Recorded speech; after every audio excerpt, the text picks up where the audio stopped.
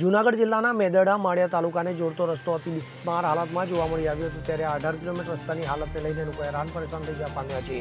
તો આ મામલે અનેક વખત રજૂઆત કરવા છતાં પણ આજ દિન સુધી આ રસ્તો રિપેર કરવામાં આવ્યો નથી। તો રાજકીય લોકો અને વહીવટી તંત્રને રસ્તા બાબતે રજૂઆત બાદ પણ રસ્તો રિપેર ન થતા આ બિસ્માર રસ્તાને લઈને ગ્રામજનો દ્વારા હલ્લાબોલ કરી સૂત્રોચ્ચાર કરવામાં આવ્યા હતા। તેમજ જો વહેલાસર રસ્તો રિપેર કરવામાં નહીં આવે તો ઉગ્ર આંદોલનની ચીમકી પણ ગ્રામજનો દ્વારા ઉચ્ચારવામાં આવી હતી।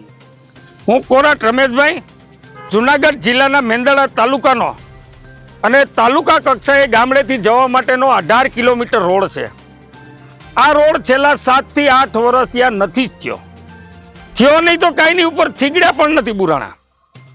અરે અમને તો ખાલી થીગડા બોરે તો એમને એમ લાગશે કે સરકારે કાંઈક કામ કર્યું।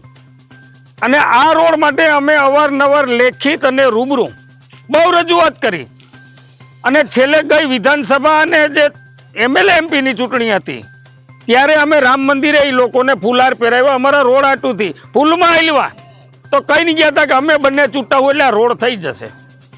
તો આજે લગભગ એને 8 મહિના થયા, હજી રોડ નહીં, થીગડું પણ MLA અને MP એ નથી બુજ્યું। અમે હમણાં જ એને ફોન કર્યો હતો તો કે આ રોડ 2 કરોડ 40 લાખનો દેવાનો, થોડાક દી પછી પાછો ફોન કર્યો તો કે 24 કરોડમાં દેવાનો। આવી બાબત હોય, પેલા કે સિંગલ પટ્ટી હતો ને હવે કે ડબલ પટ્ટી કર્યો। અરે રોડ ના બનાવો, અમને ના બનાવો યાર, હકીકત કયો, રિયાલિટી ચેક કરો કે ખરેખર આ ગીરની પ્રજાને 18 કિલોમીટર રોડની જરૂર છે, કરો। લલિતભાઈ નારાયણભાઈ પટોડિયા, હું મેંદરડા તાલુકાનો વતની છું અને રોજ ડેકેડે જવું હોય તો 18 કિલોમીટર જઈએ તો વર્ષથીમાં ગાડી પતી જાય છે અને ગાડી આવા ખાડાની હિસાબે રોજને માટે કેટલી રજૂઆત કરવા છતાં કોઈ પણ જાતનું આનું પરિણામ આવ્યું નથી। આ લોકો ગામના લોકોએ બધાય રજૂઆત ઘણી વખત કરેલ ભાઈ ધારાસભ્ય અને સંસદ સભ્યને, છતાં કોઈ પણ જાતનો રિસ્પોન્સ મળેલો નથી અને રિપોર્ટ થયેલો। મારું નામ કિશોરભાઈ કાનજીભાઈ પાનસુરિયા, હું આ રોડનો ગામડાનો એક વતની છું અને જાગૃત નાગરિક છું। હવે અમારે આ રોડની આજ વર્ષો જૂની માંગ છે કે આ રોડ થવો જોઈએ। તો તંત્રને અનેક રજૂઆત કરી, અમારા અહીંના 6-7 ગામના સરપંચો, સ્થાનિક નાગરિકો અવારનવાર રજૂઆત કરી, છાપવામાં આપ્યું, લેટર પેડ ઉપર આપ્યું, છતાં તંત્રનું કોઈ પેટનું પાણી હલતું નથી। હવે તંત્ર શું કરવા માગે એ સમજાતું જ નથી, પણ મારી એવી માંગ છે તંત્ર પાસે વિનંતી કરીને કે ભાઈ કાંઈક કરો, તમે વિકાસની ખોટી ફાંકા ફોજદારી બંધ કરો અને લોકોના કામ કરો। જો કામ કરતા હોય તો અમારો આ પ્રશ્ન હોવો ન જોઈએ।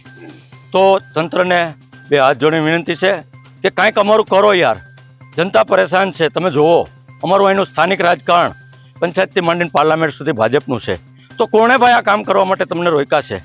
તમે ઝડપથી આ કામનો નિકાલ કરો, ખોટી ફાંકા ફોજદારી કરોમાં આ તાલુકાના અમારા જિલ્લા પંચાયતના સભ્યો, આપણા જિલ્લા પંચાયતના સભ્ય છે, એક જિલ્લા પંચાયતમાં જ્યારે પ્રમુખ બન્યા ત્યારે ગામડે ગામડે કહેવા નીકળ્યા હતા કે ભાઈ હું પ્રમુખ બન્યો છું, હવે કામ માગો। તો લોકોએ એના લોકોએ કામ માગ્યું કે ભાઈ અમારો રોડ કરો, તો એને ત્યારે એવું આશ્વાસન આપ્યું હતું કે હમણાં જ તમારો રોડ કરી દે, તો એનું હમણાં કેદી થાય એમને ખબર પડતી નથી। તો હવે એનું પેટનું પાણી હલવું જોઈએ અને આ રોડ કરવો જોઈએ। આ કોઈ એક અમારા વ્યક્તિ માટે માગતા નથી, આ લોકોનો પ્રશ્ન છે યાર, સાંભળો। મારું નામ ગુણવંતભાઈ બોગરા, ચાંદરાળી ગામના સરપંચ।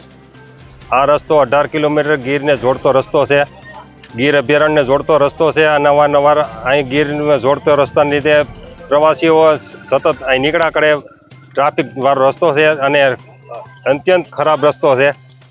આ 10 ગામને રસ્તો જોડતો રસ્તો છે। આ તંત્ર થીગડા મંજૂર કરે તો મેટલ અને કાંકરી નાખીને થીગડા બુરી જાય છે, કંઈ ડામરનો થીગડો મરતા નથી।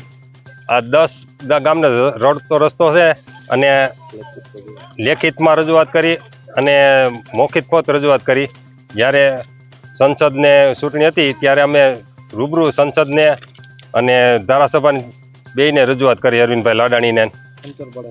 અને આ રસ્તે પંચર પડે ને તો કોઈ પંચર આંધવાનું ક્યાંય થાય નહીં, મેંદરડા સુધી લોકો હેરાન થાય છે। આ રસ્તાનું વહેલી તકે સમારકામ કરે એવી અમારી નમ્ર વિનંતી છે। અનિરુદ્ધ બાબરિયા સાથે CN24 ન્યૂઝ, કેશોદ। હવે જુઓ દેશ દુનિયાની તમામ ખબરો તમારી આંગળીના ટેરવે। ઉઠાવો મોબાઈલ અને Google Play Store પરથી ડાઉનલોડ કરો અમારી CN24 ન્યૂઝ મોબાઈલ એપ।